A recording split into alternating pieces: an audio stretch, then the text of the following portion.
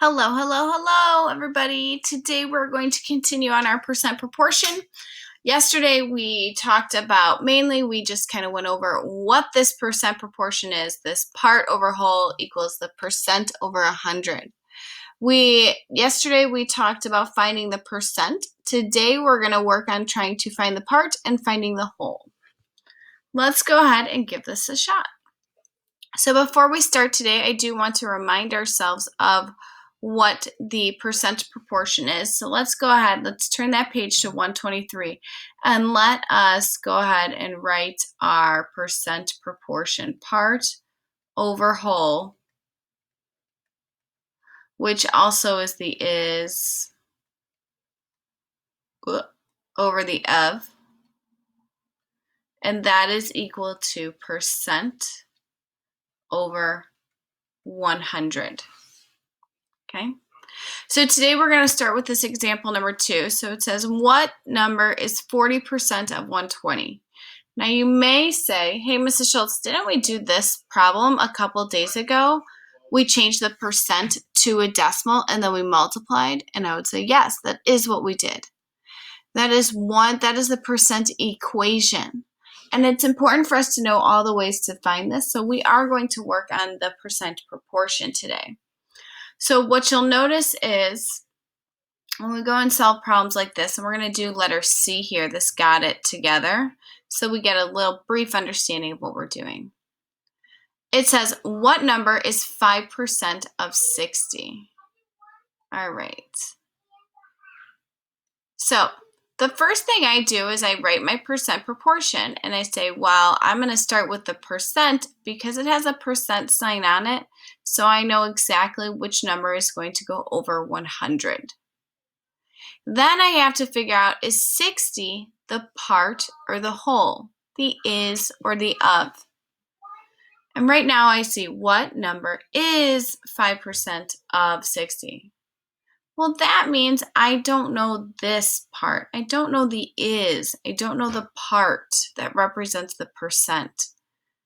But I do know what it's out of. And so I would have x over 60 equals 5 over 100. Now to solve this, I don't know how to get from 100 to 60. I don't know if you can hear my kids in the background. And so what I'm going to do is I'm going to use my cross products here, and I'm going to multiply across. Okay, and so I would do 5 times 60, and I would get 300. And I would do 100 times x and know that that's 100x, right? 100 times x. So these two are supposed to be equal. So if they are equal, 100 times what gets me 300? And you would say 3. Because 300 divided by 300 divided by 100 is 3. So my answer to letter C is 3. Notice here it says what number. So that means that my answer is a number. That's the difference from yesterday. Yesterday it asked what percent. So let's try letter D. 12% of 85 is what number? So again, I start off with my proportion like I always do, and I say this is the percent. That's easy to find. So I'm going to put 12 over 100. And then I'm going to say, is 85 the is or the of? 12% of 85 is what number? Well, it's saying 12% of the 85. So that means the 85 is my part, and the is my variable. So again, we're going to do our cross products here because it's not an easy number to get from one side to the next.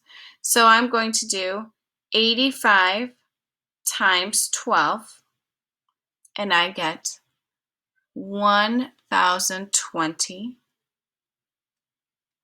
And 100 times x is 100x.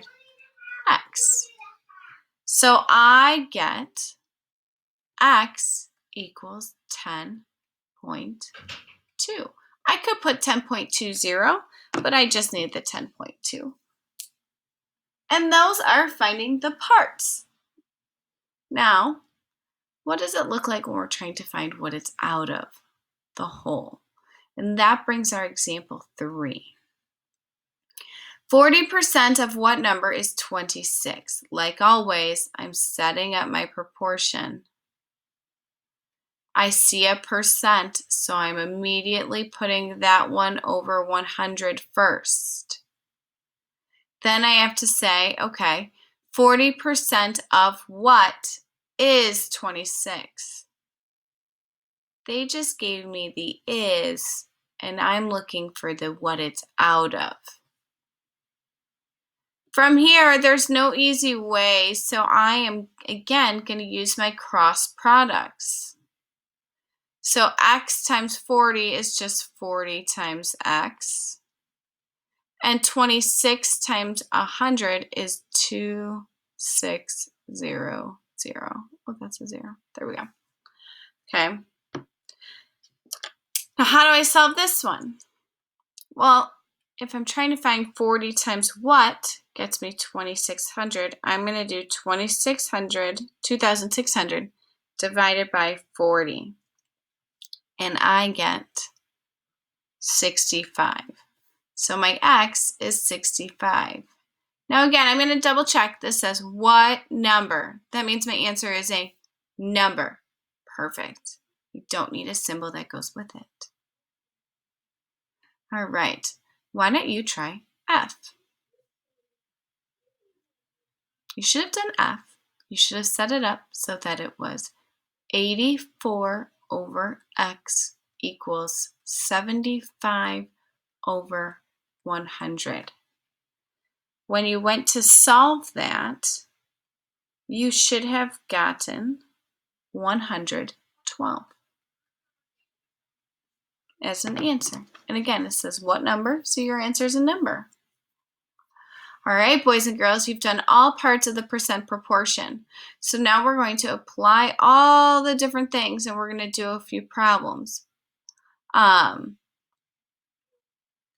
Before we do, we're going to look at this word problem, though. It says the average adult male Western lowland gorilla eats 33.5 pounds of fruit each day.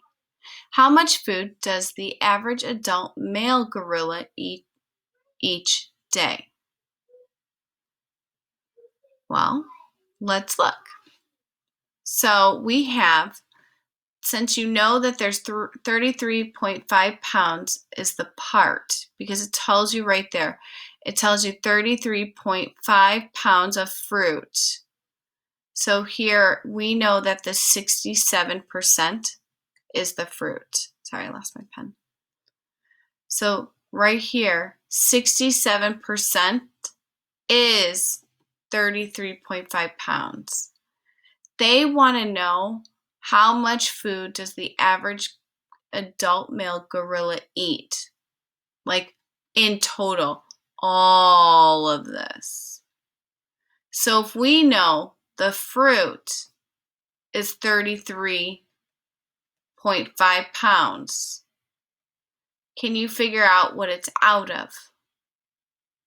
And so if we want to know what it's out of, then we would set up our percent proportion and solve it and find out that our entire weight is 50.